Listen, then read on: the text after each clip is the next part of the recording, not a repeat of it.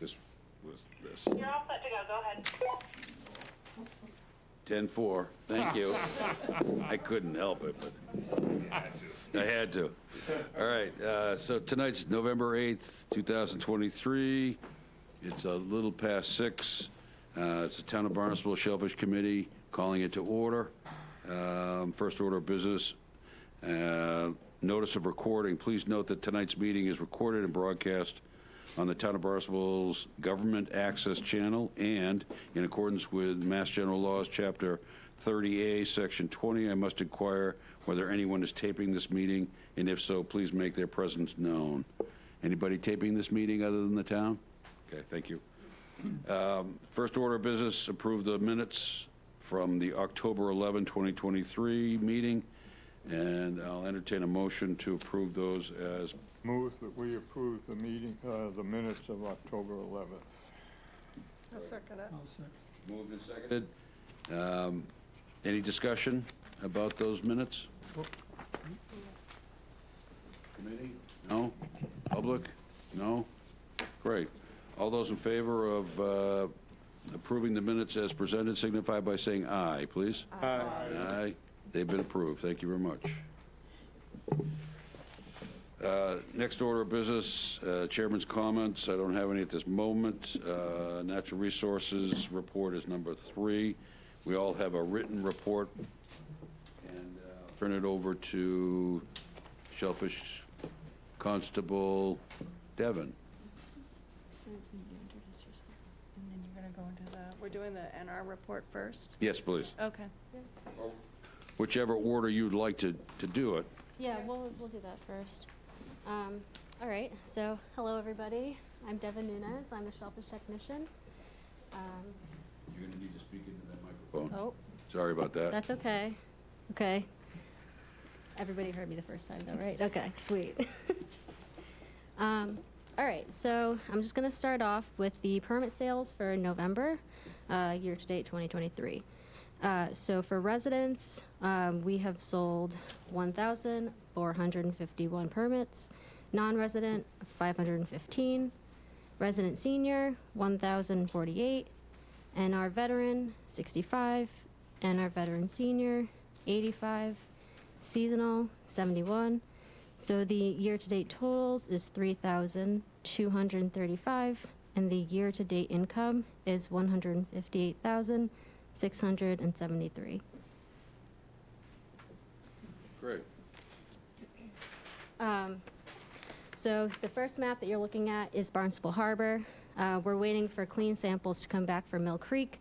And as you can see, the Scudder Lane recreational area is now open as of November 1st.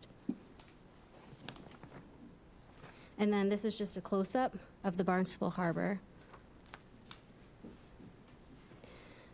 Third map is North Bay.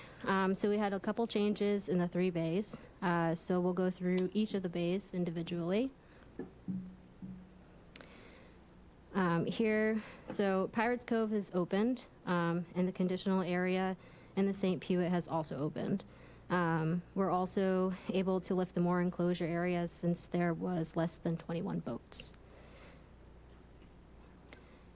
And North Bay has opened, so the signs have been moved from Point Isabella to the mouth of the river, and Bay Street is now open for commercial and recreational harvest.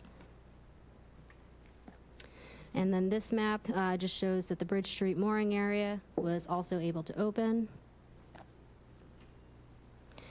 And the Hyannis Inner Harbor has also opened.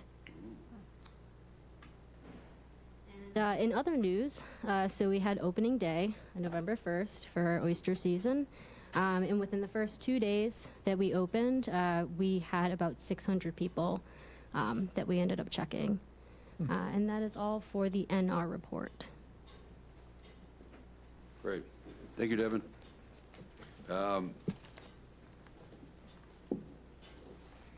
The propagation report, are you going to present that as well? Yep. Great. So you still have the floor. Any questions from the first part? Oh, do we have any questions from the first part? Seeing none?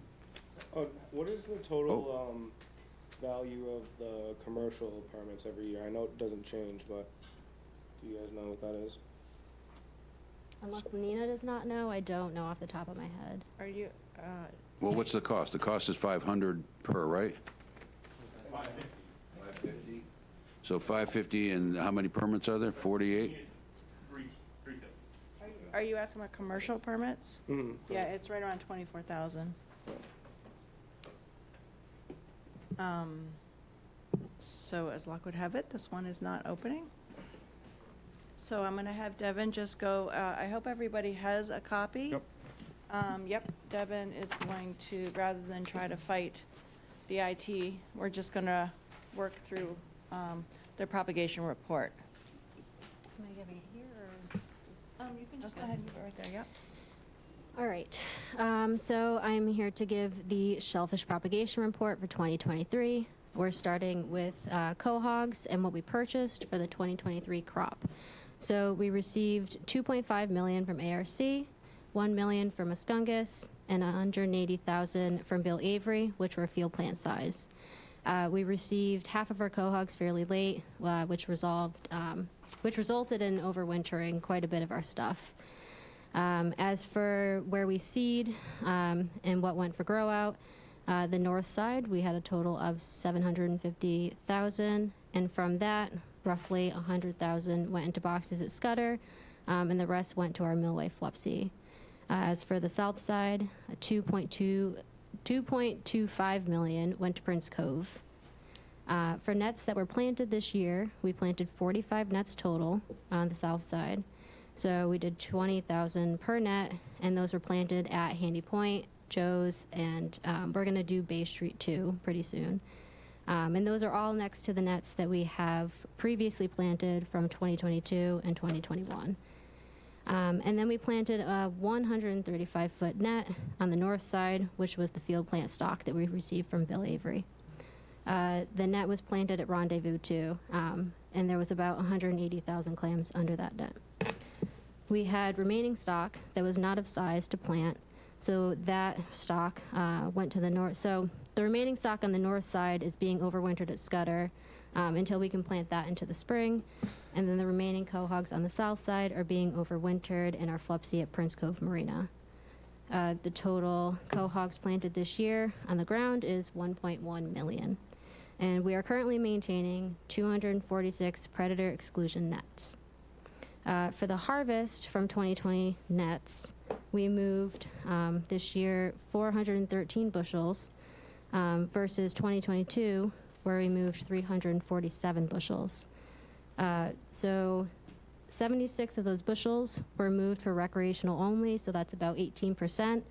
And then we had 336 that were moved for all commercial and recreational people, so that leaves about 81%. We've opened Bay Street to recreational and commercial this year, so that's brought in a lot of activity in that area. All right. And then now we're going to move on to oysters that we've purchased. So starting with the north side, we had about 687,000 that went to the Millway Flupsy. And then we moved those over to Scudder Lane in suitcase bags for further grow out. We had about 112,000 that were put into SEPA bags that came straight from the hatchery into those bags. And then we had 600 bags of the remote set this year, compared to last year where we only had 350 bags.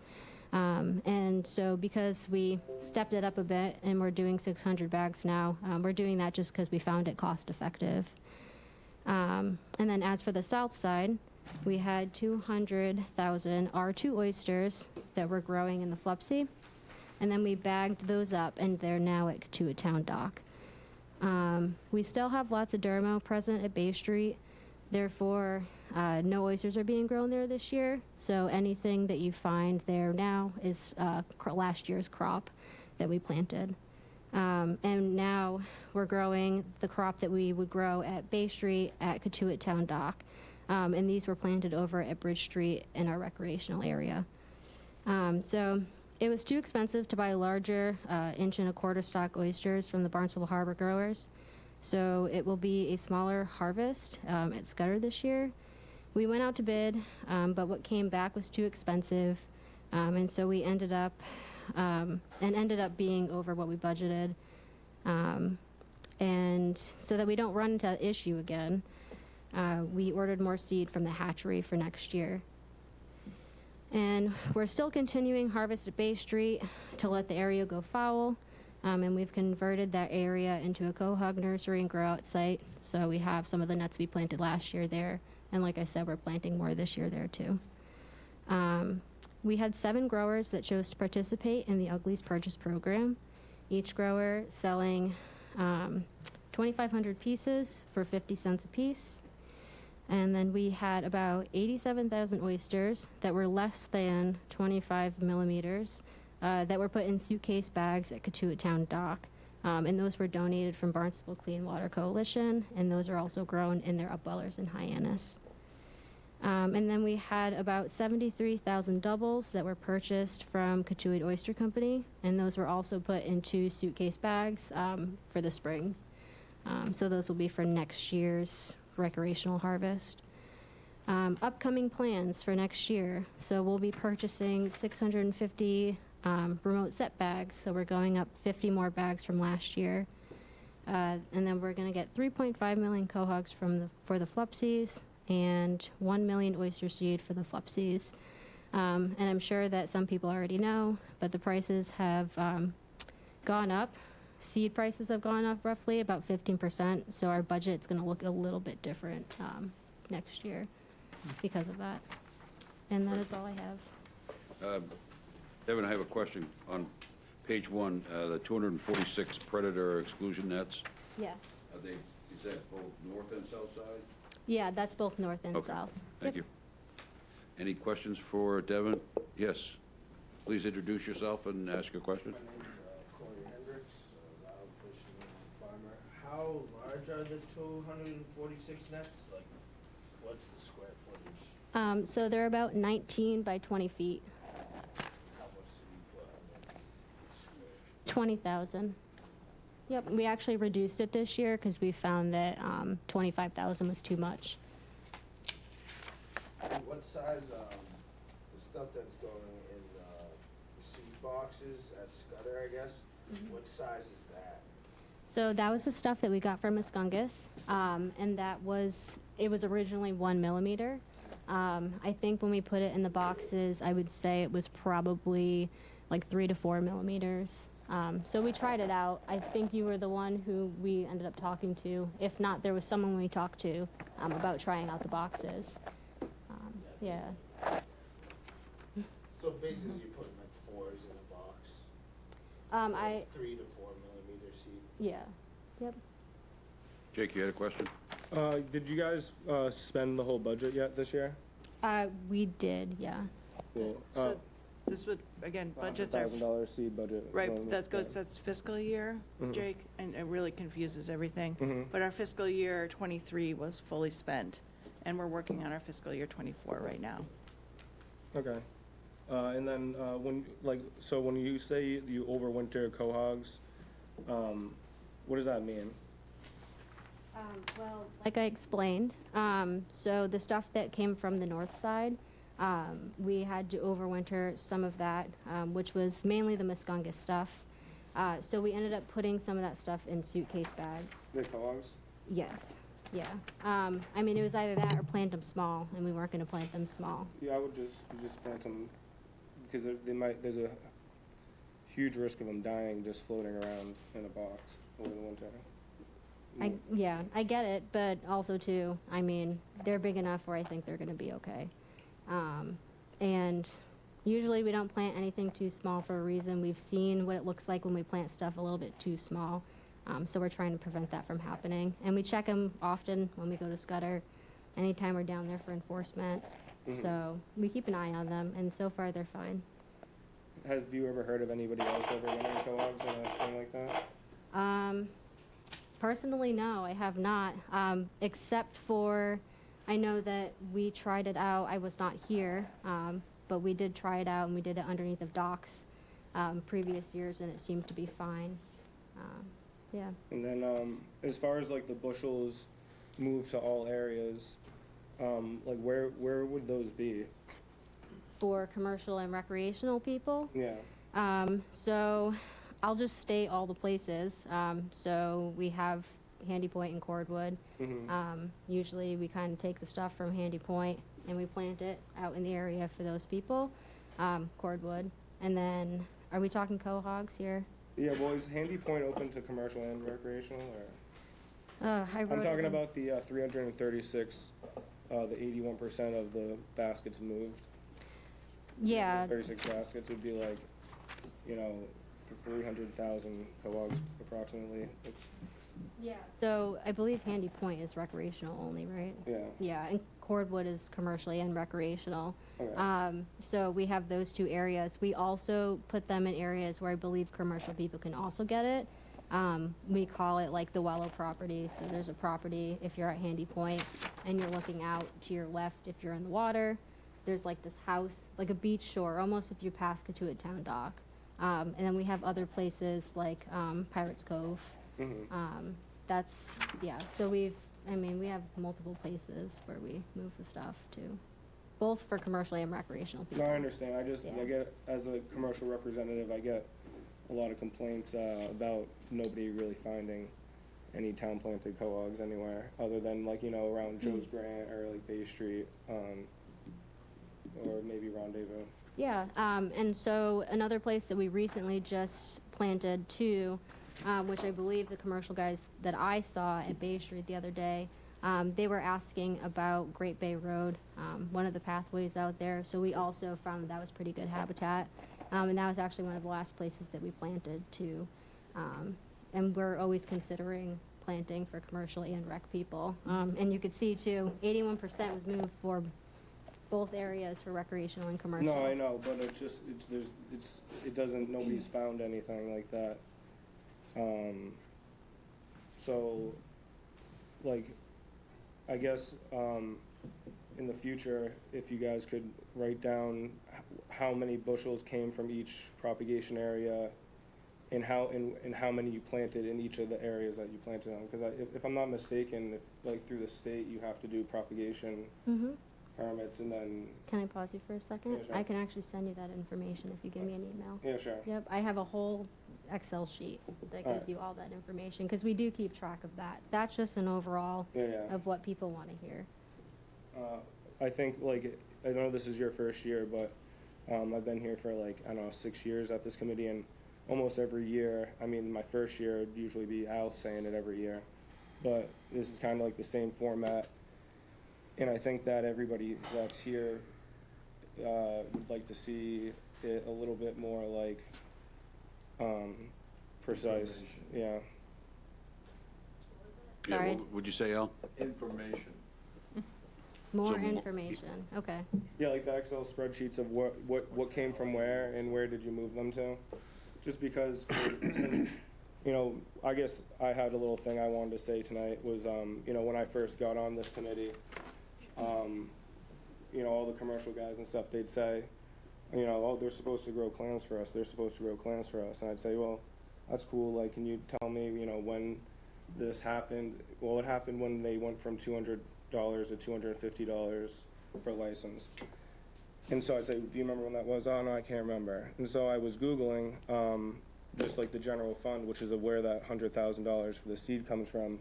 And I found, like, you know, the summaries that, of what it says for the propagation program. Now, this one I found, it was 2019, and it was right before the working group that we had.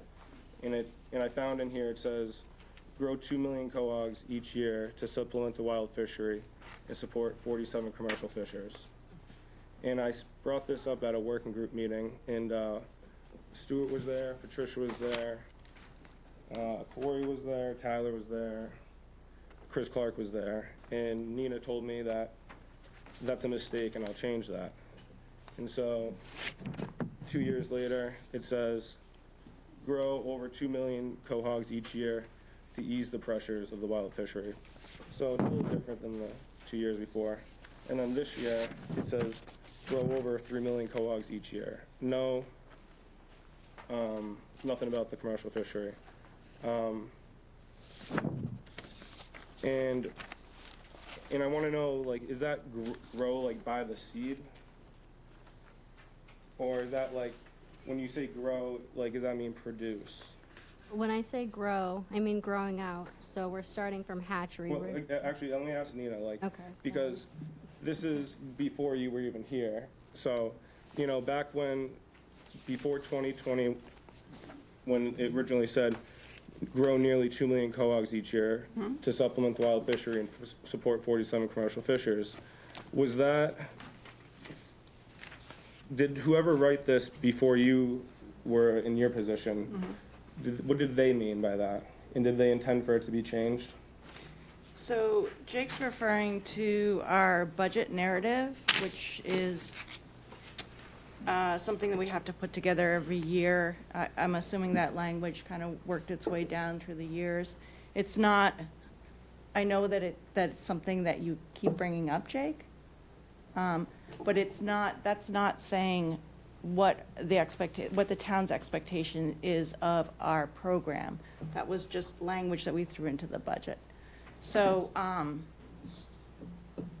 we keep having this Where does the Wait, no, wait. expectation come from, though? Jake, you asked me a question. I need to have an opportunity to Sure. answer it.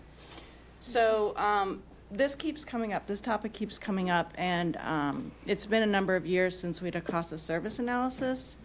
The money from commercial folks goes into the S account. It does not go to the shell stock. I've said that multiple times. And then the shell stock is purchased from the general fund, which is tax money. There's an expectation of us, what Devin is talking about, there is some crossover with cohogs going into places where commercial and recreational folks can harvest, but there's nothing that I've ever found that said that there's an expectation of any specific percentage. We're not required to feed the shell fisheries for the commercial guys. We do, and Devin just gave you an example of quite a bit. We had a working group where we did ask for maps, so you could provide areas that we were trying to work with you. We actually, during that working group, also asked for you to provide, every year I hear this same complaint about the report, and I've given you an opportunity to tell us what you want. So I've given you an opportunity, and the working group an opportunity, to tell us what you want in the report and to tell us, on the map where you would like us to consider. Consider is the word there. So it's a little difficult when you do this grandstanding at a meeting, because this is something that we can talk about offline, and we have talked about offline. Yeah, it hasn't gone well offline, but I'd like to just ask Paul, if you don't mind, like, what does this mean to the town and the town people and the expectations of the? Yeah, that's an excerpt from the budget, right? Yeah, and that language is created by the professional staff and help us make decisions about how we're gonna vote every spring in regards to the budget. Whether or not that makes it sort of a binding sort of expression of what the department then has to do, I don't think anybody sees it that. It's much, I would say, closer to the North Star or the orientation for the department. So who writes this? I do. So you're the one that changes it every few years? Well, my staff and I write those, yeah. But at the working group meeting, you told me that's a mistake and you change it. And I just want to know, like, I just think that, like, I think that one person. No, that's what happened, because there's people there and they were there. No, I mean, I don't think that the language was fully accurate. It says grow 2 million cohogs each year to supplement the wild fishery and for support 47 commercial fishers. So somebody, because that was before you had come into your role when Dick Krause had been in charge. This is, Dick Krause? not Dick Krause, sorry. Who was the guy before? Dan. Oh, no, not Dan Hort. Tom Martin. No, Tom Hort, no, not Tom. Doug Cowett. Doug Cowett, yes. So, yeah. Well, if you start out growing 3 million, you're not gonna get 3 million going into the bottom that's 25 millimeters. And if this isn't supposed to be anything, why does it change And then why is it 3 million all of a sudden now? It doesn't make any sense why, if you're gonna write a little business plan, you wanna take it a little bit more seriously or have some, have it the same. 3.5. Yeah, like, But that's not, in other words, I guess my point is, you start with 3.5 million, but you need to show at each stage, 3.5 million in the FLUPSI, how much comes out of the FLUPSI? From the FLUPSI, you go into, Al, speak into that microphone, please. Go ahead. in other words, you're starting off with 3.5 million cohogs, plus field plant, which is different. So you got 3.5 million in the FLUPSI. What comes out of the FLUPSI? And then where does that go? Whatever the number is, right? Because it's not telling us what the number is. So where does that go? That goes under nets, right? Yeah, so that starts off in our FLUPSIs, north and south side. That goes under nets. Yes, once it's of size. So meaning that it's big enough where Yeah. there's gonna be less issues with So what predation. are you like 6 millimeter or Um, coming out of the FLUPSI? I would say around 6 millimeters. I mean, and like I said too, because we got our seed late, we weren't able to plant as much as we wanted to this year. Versus last year, we planted everything that we wanted to plant, and things went smoothly. But because we got things late, and also too, I don't think I mentioned that we weren't the only people who got seed late. So when I was at the meeting with all of the other towns and all the constables, not that long ago, they all stated the same So- issue. So what I'm saying is, so, Yep. okay, so this year you did 23s, and you planted the 23s under nets. But they're not gonna come out of the nets until next year, No, so we leave the cohogs under the nets for 3 years. 3 years. Yes, So they're so already 2 inches? they're pretty much of size. I can So- explain this better for you too. So they start off in the FLUPSIs. We grow them out to a certain size, less than field plant size, but greater than the size that we get them from in the hatchery. We do that specifically so that we aren't worrying so much about predation. And we also, I mean, we've had pretty good turnouts. So we go and we plant our crop from 2023, for an example. And then I know that there has been some talk about not having a rotation crop, but that's not true. So in some of the areas such as Handy Point, recreational, Cordwood, we had nets previously there. We actually just pulled those. Those are from 2020. Handy Point, going back to Handy Point, we have nets from 2020, 21, and 22, and now 23. So after 3 years, we pull those. So because we're doing a rotational crop, every year we have another set of nets to pull. Another what? Another set of nets to pull, meaning, so like in 3 years, we're gonna have those 200 and however many nets I said, we're gonna have those to pull Right. in the next 3 years, and Right. that's gonna be So distributed. when you pull the net, Yep, do you take the cohogs out or you just leave them there? yep, so we lift the nets and we dig them out, and then that's when we distribute them. So I think what I'm asking is, you've got a 3-year rotation. So what did you do in 220 is coming out in 223, Yep, correct? yep, So that's what you need to see is, what did you buy? What did you plant? What did you get out? I think that's what I stated, but if you do want specifics, I mean, Well, like, yeah. okay, I mean, well, I mean, I don't see specifics on where you plant them. and so I'm just saying where that goes you- back to what Jake said, is that he wanted to see how many bushels went per Oh, I propagation don't care. area. I just Yeah. want to see a return. In other words, Yeah. what's Yeah. your return on 3 million? Is it 100,000 or is it 500,000 or a million? Because it certainly isn't 3. No, obviously, that's We not all know realistic. that. Yeah, So I guess what I'm saying is you got to try to do it so that it's the 3-year class, so you can say, okay, this is what we bought and this is what we finished with, okay, you know? And then, so every year, you're gonna have the bought and finished, bought and finished. Same thing with oysters. You know, oysters a little different because it's only 1 year, Well, basically. yeah, it's a little bit different Yeah, too, because, a lot you know, different. we're growing them in Colch bags, so we have the, 600 bags that we purchased But- from ARC. But on that note, Yep, you do, like, for instance, the remote set. yep, What do we pay for that? that would be a budget question. I mean, just a, no? I can send that to you, Al. I don't know it off the top of my head. So, does anybody here in the public, do they get the remote set stuff and dig it? Guess not. Haven't found it. Or they want to admit it. The remote set stuff seems to be like the last of the bunch to get picked through that scudder. I'm assuming you're talking about that. I guess, here we are, nobody gets it. What are we doing it for?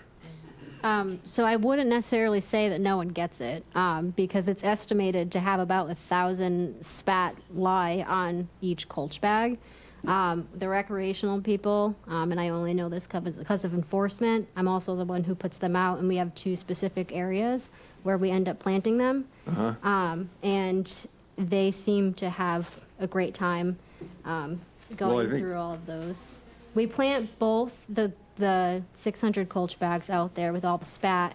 Once it's of size, we keep it in our trays at Scudder, Yeah, and then once they grow out and they're big enough to put on bottom, that's when we put them on bottom.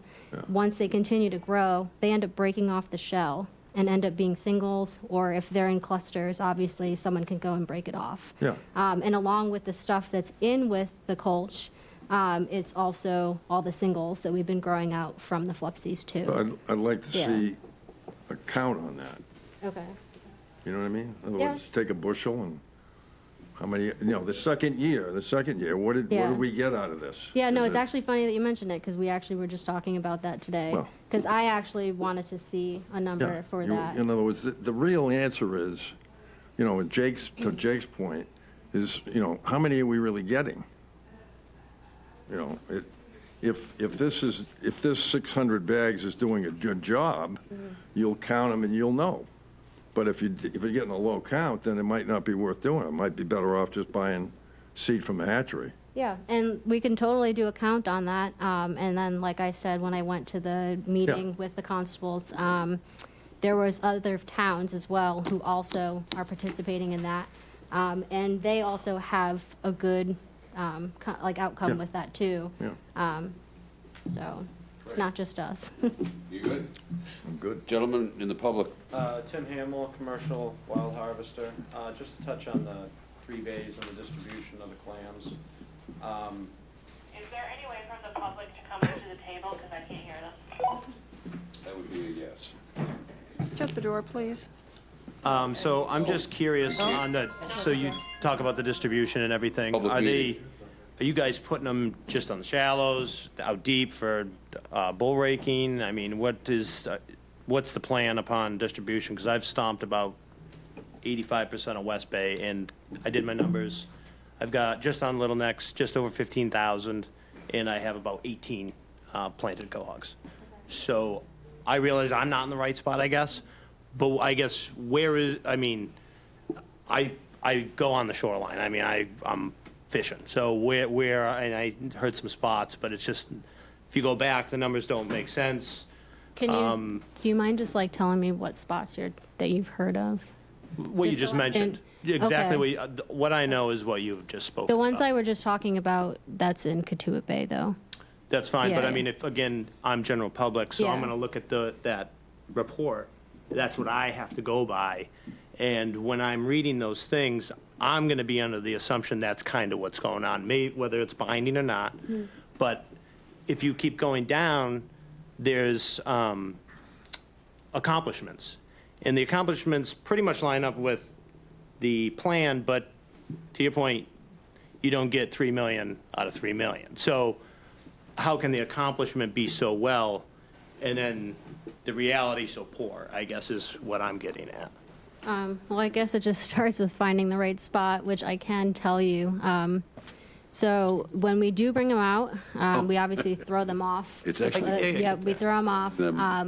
however many bushels that we dig as staff. And this year, we started off short-staffed, and then, we ended up hiring a couple people. So, we take the boat over to a location. We're not necessarily planting them right up on shore where it's easy access for people. I am planting them where I would harvest them myself. I'm a commercial person in Wellfleet. So I know where I like to have the water level where I'm digging. So it's at a reasonable depth. It's not anything deep where you're never going to find it again. So like if you're at a dock, for an example, like I'm just going to use a seasonal dock at Cordwood, sorry. So where the seasonal dock ends, and then you have the wraparound of Cordwood. So we're basically planting no further than the end of that seasonal pier. And we continuously make like a zigzag so we cover ground throughout the area. And I think to Stu's point, the mortality Yeah. and the different numbers along the way is definitely needed to see what's actually going on with the harvest. But, I mean, I just thought I'd throw my 2 cents, because I go back and look at all the reports. There should be some plan. I mean, I'm not seeing them like it, you know what I mean? And I don't look at every single spot, but it's interesting. Thank you. David, you had your hand up, and then this gentleman next. Yep. And yeah, go to the microphone, please. Dave Ryan from Katuitt. Just to follow up on Corey's question and then a few of the other comments. Corey asked about like planting density, which is really important.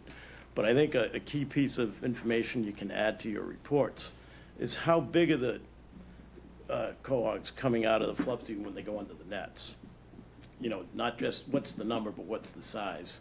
Because there's enough people in the room to know that, you know, if you're planting small cohogs under a net, you know, if they're less than 10 millimeters, you've got to probably get a really, really low return. You know, you've got to be looking at getting hard clam seed to, you know, to bigger than ½ inch, close to 3/4 of an inch to hopefully get some good survival through that first winter. So maybe work towards including sizes, not just numbers.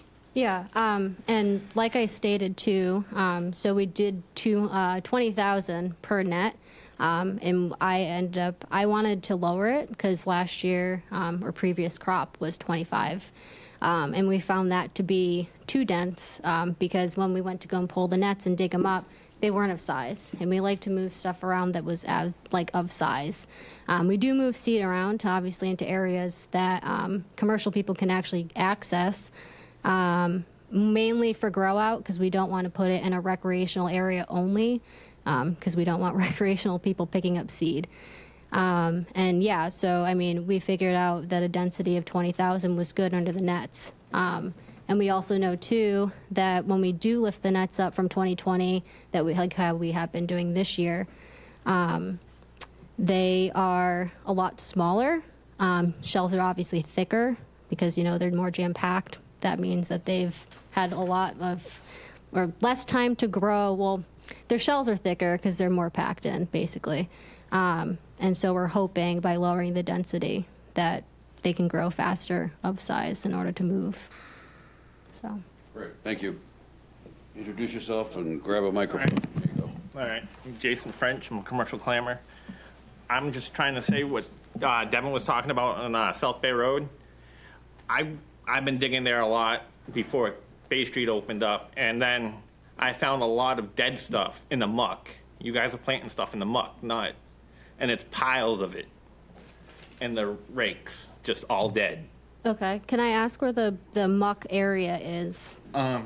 Just so I have a reference when I go plant there. If you go from the path to the left, Okay. there's a flat and then there's all muck. And if you get right off that flat, it's all net, but it's all dead. And it's all stuff you guys planted. Okay, we don't necessarily just plant between one pier, we plant between multiple piers. Yeah, I worked that whole beach and Yeah. that's what I found. Okay, have you gone further down to the right when you come out Yeah. of the path? Mhm. Okay, But I found all good stuff yeah, to the right, but to the left, it's all dead in that soft muck. okay. I mean, that's something to keep in mind, for sure. Because, I mean, we wouldn't necessarily, I've never seen any dead anything over on that side. And it does look like good bottom towards the right side of it, so. But yeah, There's like one something- little patch on a flat that's Okay, Yeah, and that also could be due to a boat too, sitting on bottom. Yeah. And we're just not realizing because, homeowners, in their boats, so. I saw Tyler's hand, and then there's another gentleman. Yeah, this isn't, my original question wasn't about. Two things, Tyler. Yeah. Introduce yourself and speak into the microphone, please. My name's Tyler Hagenstein. I'm a aquaculture guy in Barnstable and a commercial shell fisherman. My question wasn't so much about the report. I have a few questions about the report, but I can ask it another time. But what I saw is more about the general fund, which kind of relates to your program. Use the best available science to promote and protect shellfish habitat. Can you speak to what your program is doing in that regard? Like, what do you, I'm sorry, can I just see it? This line here. Use the best available science to promote and protect shellfish habitat. Yeah, like what do you guys, what's Well, your role in that? I mean, the stuff that we usually grow is to supplement the wild population, because I'm sure that you know that a lot of the stuff around Barnstable is not wild. And so that's one thing that we're doing. I guess you consider that as science-based. And then we also have our shellfish biologist, and her job is to, she's a shellfish biologist, so she's dealing with that kind of stuff, and she's just, making sure that, she's the biologist. So when I read this, one of the things that I saw, something that came to mind was this really cool, you want me to talk into the mic again? Yes. Can I just add to what Devin said in terms of what the role is? I think preserve and protect would fall under Yeah, I'm not gonna hold you to, creating those maps would be an example. Yeah. All of the work. It's cool. I just get excited all the work that we 'cause- do with conservation and to check Yeah. areas. I think that's sort of a Okay. fluffy way of saying that. Cool. Yeah. Well, maybe we could unfluff it and do some cool things. 'Cause I don't know, protecting the shellfish habitat is something that I take very seriously, and I think everybody in this room does, especially with the degradation we've seen on the south side over the years. So that's a pretty important line to me. Anyway, one thought I had when I read that was this really cool dry dredge program that we've started 3 years ago, and the results of that. Yep, no, good example, thank you. Yeah, I think it's a really cool thing that the town is allowing us to do, and I'm very thankful for that. And I think we've already seen incredible results. So if there's any way to incorporate, Josh Reitzmer from the, what program does he work with? Cape Cod Extension. Yeah. Something. Yeah.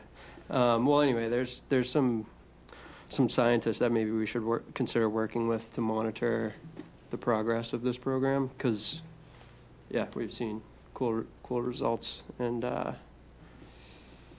something we can maybe extend. I did speak recently to the Shellfish Constable about that. She's really excited about Yeah. some of the outcomes as well. So Yeah. we're going to continue looking at that. That program is the first time I've been excited or kind of seen like a light at the end of the tunnel for shellfishing on the south side. So thank you for supporting that. And I think protecting shellfish habitat is something that we should keep an eye on. Thank you, Tyler. That's all I have to say about that. Anybody else? Corey?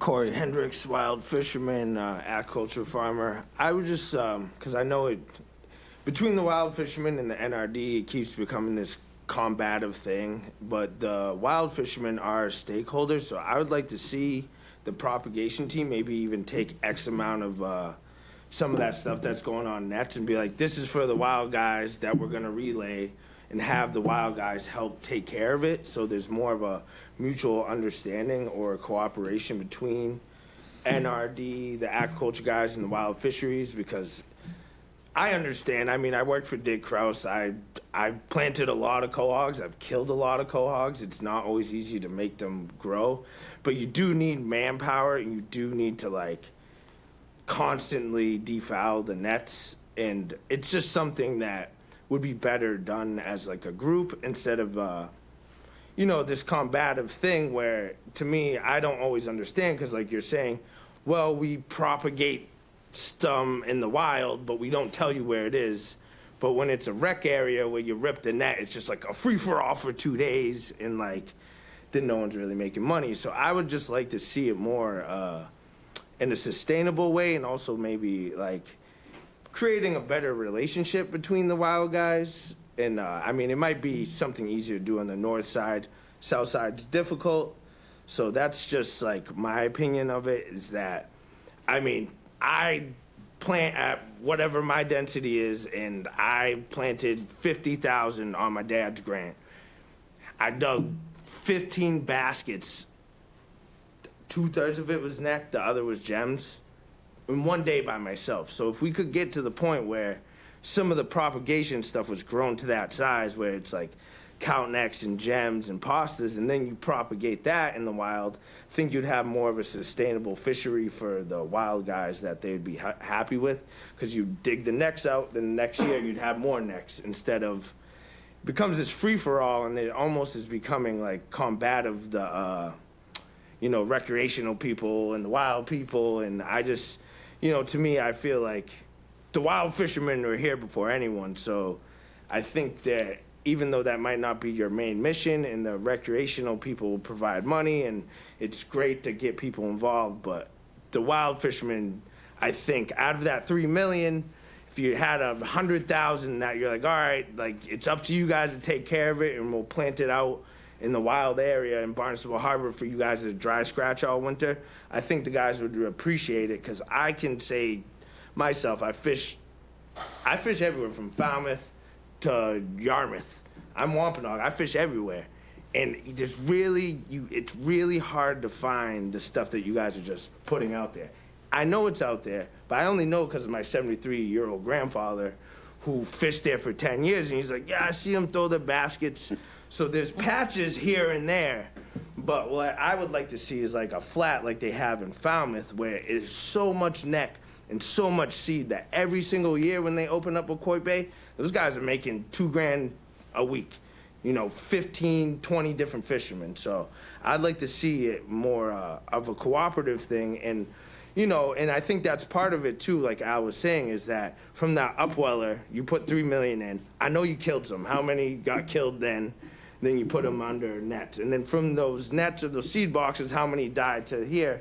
And maybe like trying to figure out, is it worth buying bigger seed, or maybe even starting a program where maybe you buy seed off some of the aquaculture guys. Because, I mean, I dig myself small, so I'll get count necks, but I'll get baskets of seed that are huge that you could just plant them in the wild. And I would like to see the town get them to that size so you guys get a higher yield.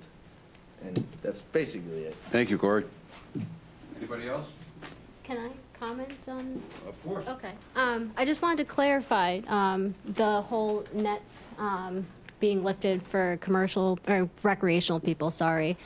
There's only one area that we just lift the nets and let the recreational people have at it, and that's Cordwood. And we only did that because we had 10 nets there. The rest of them are all propagation areas where they are not allowed to go in there. Rendezvous too, yes. But what, I'm not quite sure. I think it's 2021 nets that are there. Also, the one Jake's grant. You guys just moved the buoy, Joe's grant, nets, and any Joe's grant, whatever. See, I don't know. I'm up, I just fish. But that's not. But that's not up for grabs for the recreational people. That's a closed area, and we moved the stuff from Joe's grant over to Bridge Street, in the area where we can plant. Isn't it open though if the buoys aren't around it? Yeah, but the buoys are never not around it. Well, 2 years ago, me and my sister, Yeah. I watched you guys rip the nets, do what you usually do, and then I went in there and I made a couple $1,000.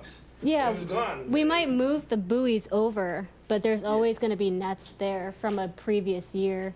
So For sure. Yeah. I'm just saying I don't see why you can't work with the wild fishermen. Yeah. No. And just like your big city, like Bay Street's open and there's tons of stuff in there, the stuff that you're moving, I think as hard as it is, I mean, I'm 32 with a herniated disc. Like, it's not that easy to dig cohogs. Like, you could tell us where they are, and it's not gonna, like, it would only make everyone support you more. So that's all I'm saying. Like, you know, like, instead of like this kind of like battle, I think having the wild guys involved and maybe taking even some of the pressure, the defouling or something would be a good idea. And because, I mean, there's also aquaculture guys who know just as much as your biology. I went to Mass Maritime, studied biology too. I worked at ARC for years. Most of the 12s and stuff you bought, I dug them. Like, so there's ways to do higher densities, get that size up, and then spread them out. And I would just like to see that maybe do partial loads of that with the wild guys, and then, like I said, get the wild guys involved. If us wild guys let the nets die and stuff, oh, so be it. Well, you know, instead of it being like a battle, it just seems like it's always a battle, and I just, like I said, I have to do it for profit, but I wish I could take those 15 baskets I dug and just throw them out like Johnny Appleseed. So, I mean, I just want to see the program everyone work together and like let it flourish, you know, so we can have more of a sustainable fishery like Falmouth, you know. Yeah, which I think we produce better, especially in Barnstable Harbor, than anywhere in Falmouth. Yeah. And I'm totally with you. And you can always email me or Liz, and we can always talk about that too, because I'm definitely down for that, so. Great. We good, Devin? Yeah. I just got one final thought. Quickly. It's about this. Do you think that, I know this is not a legal binding contract, but this is what people use as a reference for what this is going, what the goal may be. And I don't expect the department to fully support 47 commercial fishers, but maybe this one in the middle, grow 2 million cohogs each year to ease pressures on the wild fishery, which doesn't even necessarily mean commercial fishery, but it just means the wild in general. And that means like the guy that lives on the water in his backyard, or the seagull, or anybody, you know, so. And I think that would just, I know it would make my constituents in the fishery feel better knowing that every year the town has that in mind to try to, instead of it regress to like just 3 million, and then now it could be grow to 3 million for recreational people next year, and it doesn't say anything about us in here. Is that cool? Sounds like you two need to talk offline. Sure. Yeah, this shouldn't be. Okay. I'm going to move on. We don't have much left. But NRD, you're done? Yeah. Thank you very much. Status of repair of Scudder Lane Town Landing. I think that's on your NRD's radar. Any status to report? For opening for Scudder Lane? No. What This is the already- repair of the Scudder Lane Landing. I don't have any updates on Okay. that. Anybody know? Okay, so it's, We would have got an email by now if there was another meeting. okay. All right, last item is matters not reasonably anticipated by me. And I was handed the summary of 10/25/23 meeting of Barnstable Shellfish Farmers to discuss possible changes to the Barnstable aquaculture regulations. I urge the committee to take a look at that, and then let's continue the discussion. This is as a result of, introduce yourself and tell us what this is about. Hi, my name is Jen Bunnell. I lease an aquaculture site from the town. At the suggestion of Stuart at the last Shellfish Committee meeting, a number of concerned parties got together. I think there was about 12 of us in all, to discuss the ongoing discussions about changes to the existing shellfish regulations. And so I think, obviously, I'm not going to go through all of these points. Everyone does have this, correct? Yep. They can, obviously, everyone can read this, but I think the heart of the issue is that everyone, or not everyone, but I think some people were concerned that corporations were going to come in and buy up, and it was going to be Bumblebee Seafood and all this stuff. And I think that it's super important to note that every farm that's operated, whether it's on the north side or the south side, is a business. It is a farm, it's a business. Everyone's out there to make money. I don't think there's anyone that's out there not to make money, right? So what we learned in that meeting, or what I learned, was that many of the people are structured differently. So it's the discussion went on and on. Some people are doing business as, some people are sole proprietors, some people are LLCs, some people have structured their businesses as small corporations, and each one of those fits their needs for their business. But none of us are massive corporations. And I think that if we look at it from that perspective, and we're trying to adjust the regulations to better suit, the state reporting, that's, streamline a whole bunch of things and get everything in line with the way things that are pretty much done in the state. That's where this is coming from. If someone was asking why we're trying to do this, that's why we're trying to do this. So you can read this if anyone has questions. There's a number of us that were in that meeting that are here tonight that could answer questions. But we agreed at the end of the meeting to continue these discussions. This is a work in progress. This has been going on for almost a year, I think now. I think this was brought up maybe last December or January. So I think we're getting much closer to what we would ultimately like to present to the committee to possibly vote on. But that's pretty much it in a nutshell. Does anyone have any questions about anything that's Good job. concerns? I mean, I think this is a working group, and I think that it's super important to know that everyone that has a stake out there is encouraged to talk about this, because there are issues that, some people brought up. I know Paul's brought up some stuff. Corey's definitely brought up some stuff. But at the end of the day, everyone's out there running a business. It's not massive corporations. They're businesses. They're small businesses defined by, by definition, these are all small businesses. It's just how they're structured. I think that's what people are getting hung up on. I think that's a problem, because that's not the issue. So I have a question. How do committee members or anybody who has this report that you've presented tonight, or summary, how do they communicate with your group if they have a question? I mean, I think between Mark or Dave or myself, obviously everyone on here knows that this was brought forward by Cape Cod Oyster, Dave and Al. But I think there's many of us that are on the same page. So I think either any of us, they could reach out to any of us. So after the meeting, Yep. You'll provide an email or a couple email addresses to anybody who's interested? Yep, Okay, absolutely. great. Any questions? Yes? I would like, I think, I didn't have anything to do with this, but I would like to, next meeting, I'd like the DNR to put their 2 cents into this too, also. Okay, we'll ask them, and that's the anticipation, is everybody's going to have, Yeah.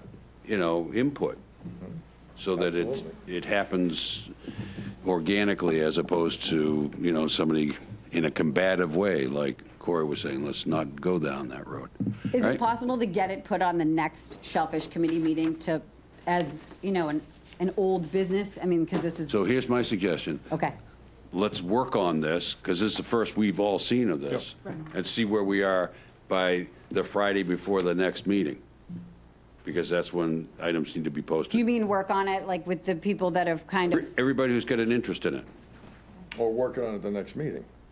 No, I think it needs to be worked on like it was worked on offline. Okay. Stuart, Yes. I really feel strongly that we need to contact the town's attorney on this. Right. Any changes that we make need to be through someone who has a background in law, because we're just winging it, and that's not the right way to do this. So one of my thoughts was, I'm going to send this to Lee. Could you try again? Oh, Leave that in the car. In this room. that was Siri. I think Like I said, she's not allowed in this room. Steve was listening. I'm going to send a copy of this to legal and see what they say based on this. Just that, because I think, I hate this thing. I think we need to have input from us also, because when I read this, I felt it was more of a kind of a reporting about the things we had talked about. And I thought you had asked for a list of what they would like to see, kind of almost like a bulleted list of what they want to see changed. This reads more like what we talked about. So if it could be cleaned up to just kind of titrate it down to what is it people are asking specifically for us to do, without kind of marketing it, just, bare bones, what are you looking for? And then that's where the discussion starts, because I think that there's a lot going on in here that we could kind of bypass and get to the root of what are we really looking at. Did you hear that? Okay. I think, I mean, again, like we said, this is sort of an ongoing thing. A lot of the reason why we did this rather than asking the committee for a vote or more discussion on this is partly because, Amy's not here tonight, and she's been a part of this issue for, or these discussions for 12 months. And I don't think anyone was at the point where we were ready to say, okay, let's, like last meeting kind of went to like a quick vote, and then that got all retracted and whatnot. So I don't. Keep doing that unless we talk to lawyers, because we're changing rules and regulations, and we need to talk to people who know how to do that. Like, what mistakes could we possibly be making if we make that change?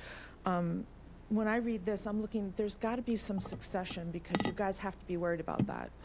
So, but it's not really listed in here. It's kind of indicated, like blanket, worried about succession, because that's a valid point. You spend all this time growing a business. What happens to it? What's next? So months ago, when this all started, I think maybe at the January or December meeting, there was a list of, there was like 5 or 6 bulleted points. It was, what happens if someone dies? Is there like a year where you get a chance to, transfer your lease or whatever? Then there was the corporation issue, right? Not corporation, but business, business issue. Then there was the acreage issue. So I think there's like 3 or 4 issues that it's tough. They're all intermingled. But I do agree with what you're saying. But I don't think I personally don't think that like we're not gonna get a lawyer to write stuff up that the town lawyer is just gonna change and rework. But we should confer with the town lawyer, because when you make these changes, it's like a chain reaction. We make the changes so that it works for you, and then someone takes that and does something else with it that we didn't anticipate. I know you brought that up the last meeting. Yeah. I understand what you're saying. I mean, think of just the basics of the way it's written. It's everybody gets 2 acres, and people found a way around that by adopting these people with their 2 acres and putting them all together. So there's little things that you think you're doing it one way, and then someone can take that rule and do other things with it. So that's what we have to be careful. Any changes that we make, they're specific to what we're trying to do, that we don't open the door for something we didn't anticipate. And that's where I'm coming from on all of this. David? Yeah, so I think that, people that have met already and anybody else that wants to join it too, provide some input to us, again, by email. We can certainly come up with a much more concise and specific list of what we see our needs. And then, like we all felt as we talked that, none of us are lawyers, so we weren't in a position to write a rule change. I can't do it. That's not my skill set. Right. And we can't either. I mean, right. That's why And it's. So we'll come up with a more specific list. Yeah. Happy to share, I'm glad that you want to share this with legal counsel, and then we can even continue the dialogue with him with the more specific, list of needs and concerns that we have. That's reasonable. Right. Thank you. Yes. When we Joan Wojcik, I don't know what I am. But from my little bit of experience with the whole regulation change thing and regarding the attorney and everything, we're at the very beginning of this. We have to consolidate, agree on what we want, get the committee to pretty much approve from that, and then move from there. The attorney's kind of one of the last steps. I understand what you mean as far as progressing and making sure legally we're right, but we're not there yet. So I think we all need to come close to an agreement first before we do that, just from past experience. And I do want to point out that all regulation changes are reviewed by the town attorney. Right. At some point. So I understand that you're suggesting you would want that like during the drafting. I think that is there's an opportunity to do it that way, or once you have a draft to have it reviewed. But Both. bringing the attorney here to talk about potential loopholes seems appropriate as well. Good. Anything else? I'll entertain a motion to adjourn. Chairman, I move that we adjourn. Make Do I have a motion. second? Somebody's gotta make a motion. He just did. Did. Oh, you did, okay. You have a I second? didn't hear the motion word. Great, thank you very much. All those in favor? Aye. Any opposed? Happened in the motion. Guess we're adjourned. Move, I move.